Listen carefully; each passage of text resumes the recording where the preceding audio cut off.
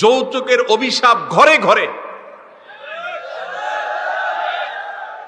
বলে যে ফ্রিজ তো আসলে আমার দরকার নাই, আপনার মেয়েরই তো একটু ঠান্ডা খাওয়ার জন্য দরকার।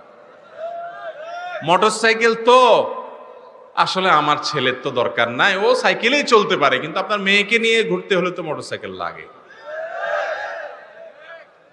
তো এইসব তালবাহানা করে যারা যৌতুক চায়, আমি তাদেরকে বলি যৌতুক চাওয়ার চাইতে একটা ভাঙা থালা নিয়ে রাস্তায় বসেন।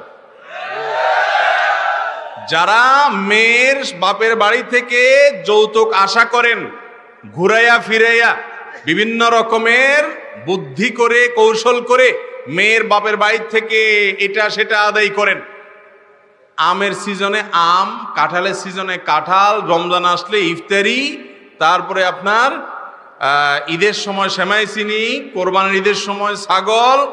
আরে বাপরে বাপ, এর চাইতে বড় ছোট লোক আল্লাহর জমিনে আরেকটা নাই। এই দুনিয়াতে সবচেয়ে নিচু মাপের ছোট লোক যদি দেখতে চান তাহলে যৌতুকখোরদেরকে দেখবেন। এদের চেয়ে বড় ছোট লোক আর নাই। কেন বলছি কথাটা? অল্প দুঃখে বলি নাই, শুনেন।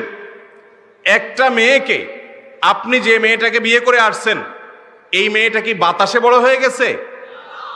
জন্মের পর থেকে তার বাপ মা তাকে তিল তিল করে শত শত হাজার হাজার টাকা তার পিছনে খরচ করে তাকে বড় করছে, ঠিক না ঠিক? তার পিছনে ঔষধ খরচ করেছে, তার পিছনে ভরণ পোষণ দিয়েছে, তাকে পড়ালেখা করিয়ে মানুষ করেছে।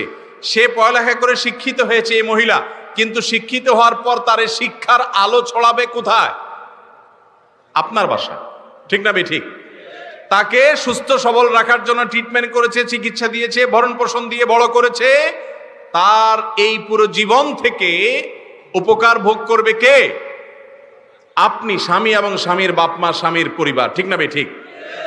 তাহলে উচিত তো হলো জামাই বাবাজি, শ্বশুর শাশুড়ির কাছে যাওয়া, বেআইন সাহেব অর্থাৎ ছেলের বাপ মা মেয়ের বাপ মার কাছে যায় পায়ের কাছে দোজানো হয়ে বসে বলা, বেআইন সাহেব আপনার মেয়েকে জন্ম থেকে বিয়ে দেওয়া পর্যন্ত যত লাখ টাকা খরচ করছেন, যত কষ্ট করছেন আপনি, গাছ রোপণ করলেন আপনি, বড় করলেন আপনি, গোড়ায় পানি দিলেন আপনি, আর ফলটা পুরাটাই সারা জীবন ভোগ করব আমরা। তো কৃতজ্ঞতা থাকা উচিত। আমরা আপনার এই মেয়েকে বড় করতে যত পয়সা করি খরচ হচ্ছে সবগুলো আপনাকে দিতে চাই।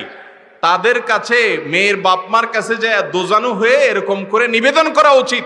সেই জায়গায় উল্টে আবার তার কাছ থেকে যৌতুক আশা করেন, আল্লাহর জমিনে আপনার চাইতে বড় ছোট লোক আর কে হতে পারে?